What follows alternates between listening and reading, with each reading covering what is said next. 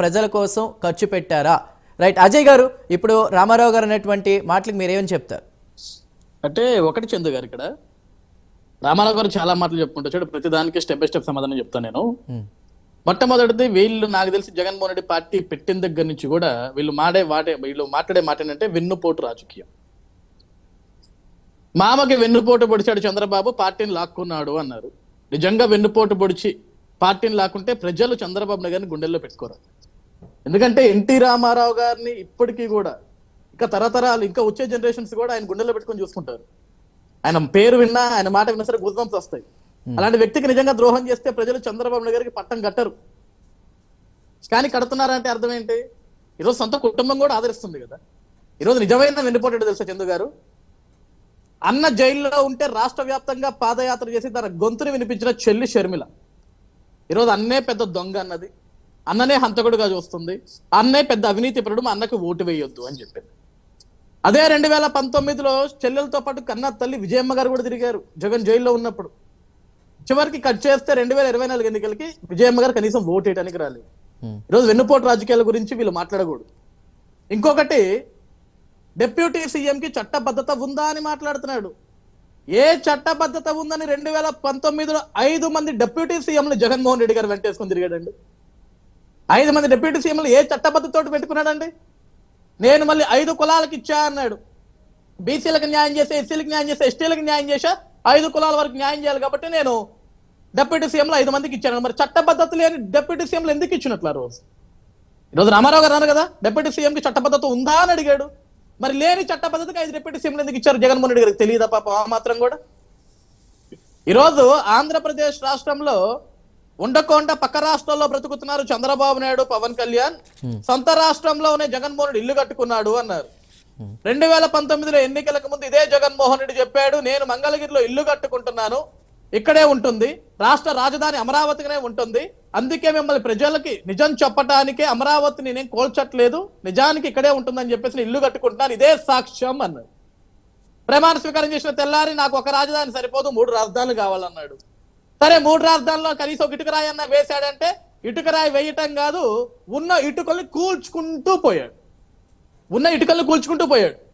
చందు గారు, ఈయన జగన్మోహన్ రెడ్డి గారు 2019లో 19 ఎన్నికలకు ముందు రాష్ట్రం అంతా తిరుగుతూ కూడా నేను రాజన్న పరిపాలన తీసుకొస్తా అన్నాడు. నాకు తెలిసి రాజశేఖర రెడ్డి గారి పరిపాలనలో ఎక్కడా కూడా ప్రజల సొమ్ముతోటి కొట్టిన భవనాలను ఎక్కడా కూల్చివేయలేదు.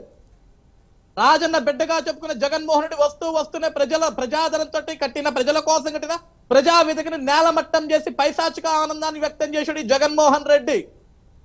ఇంకొక మాట మాట్లాడారు ఆయన, ఏంటది? చట్టబద్ధంగా ఎన్నికలు జరగలేదు, ఈవీఎంలతో గెలిచారు వీళ్ళు అంటున్నారు. అది ఒక ఎన్నికనేనా అంటున్నారు.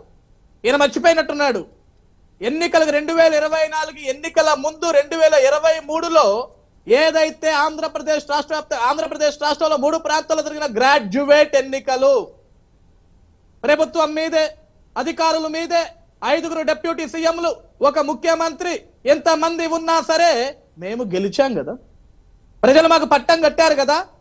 ఈరోజు చెన్నైలో, బెంగళూరులో, హైదరాబాద్లో, ఇతర స్థానాల్లో సాఫ్ట్వేర్ ఉద్యోగాలు చేసుకుంటున్న వాళ్ళు, బయటికి వెళ్ళి చదువుకుంటున్న వాళ్ళు అందరూ కూడా ఆంధ్రప్రదేశ్ రాష్ట్రాన్ని కాపాడుకోవాలరా ఈ సైకో పరిపాలన ఉందని పరుగులు పెట్టుకుంటూ వచ్చి, రైట్, సోమవారం ఎలక్షన్స్ పెడితే, ఆదివారం ఉండాల్సిన ఎలక్షన్ సోమవారం పెడితే వీళ్ళందరూ కూడా సాఫ్ట్వేర్ కంపెనీలకు వెళ్ళిపోతారంటే, ఉదయం 7 గంటలకి పోలింగ్ కేంద్రాలకు క్యూ కట్టి ఓటు వేసి 8 గంటలకి అక్కడి నుంచి బెంగళూరు, చెన్నై బయలుదేరి వెళ్ళి మళ్ళీ వాళ్ళ ఉద్యోగ స్థానాల్లో కూర్చొని ఉద్యోగాలు చేస్తున్నారు. ఆ రోజు యువత భయపడలేదే. ఈ రోజు జరుగుతున్న ఆంధ్రప్రదేశ్ రాష్ట్రంలో జరిగిన నీటి సంఘం ఎన్నికల దగ్గర నుంచి ఈ రోజు ఆంధ్రప్రదేశ్ రాష్ట్రంలో జరగనున్న మళ్ళీ ఎమ్మెల్సీ ఎన్నికల్లో కనీసం పోటీ చేసేదానికి అభ్యర్థులు లేక పోటీ చేసేదానికి భయపడ్డారు. ఈ రోజు ఏ కడప జిల్లాలో అయితే ఈయన ప్రోగ్రామ్ స్టార్ట్ చేస్తున్నాడు చందు గారు, అదే కడప జిల్లాలో ఆయన సొంత గడ్డైన పులివెందుల గడ్డ మీద పులివెందుల నియోజకవర్గంలో ఒక్క నీటి సంఘంకి సంబంధించిన ఒక్క వ్యక్తిని ఎన్నుకోవడానికి, ఒక్క వ్యక్తిని నిలబెట్టేదానికి వీళ్ళకి ధైర్యం సరిపోలేదు. వీళ్ళ బలపడేది. వీళ్ళ ఈరోజు చంద్రబాబు నాయుడు గారి గురించో, పవన్ కళ్యాణ్ గారి గురించో మాట్లాడేది. ఈయన ఇంకొక మాట్లాడారు పవన్ కళ్యాణ్ గారి గురించి, సినిమాలు చేసుకుంటున్నాడు. ఎస్, ఆయన జీవితం సినిమాల్లో నుంచి మొదలైంది, ఆయన కష్టం సినిమా. ఆ సినిమాలో నుంచి వచ్చిన డబ్బులతోటే ప్రజల కోసం అధికారం లేనప్పుడు, అధికారంలో రానప్పుడు, ఆయన చేతిలో ఏ పదవి లేనప్పుడు ప్రజల కోసం ఖర్చు పెట్టాడు పవన్ కళ్యాణ్. అధికారం ఉంటే తండ్రి అడ్డం పెట్టుకుని లక్షల కోట్ల రూపాయలు దోచుకోవాలా, 16 నెలలు జైలు జీవితం గడపలా, అవినీతి పరుడిని ముద్ర వేయించుకోవాలా. ప్రపంచ స్థాయిలో అవినీతి పరుడికి కేర్ ఆఫ్ అడ్రస్ ఎవరా అంటే వైఎస్ జగన్మోహన్ రెడ్డి ప్రపంచం అంతా చెప్పుకునే విధంగా దిగజారే విధంగా పవన్ కళ్యాణ్ గారు ఎక్కడ ప్రవర్తించలేదు.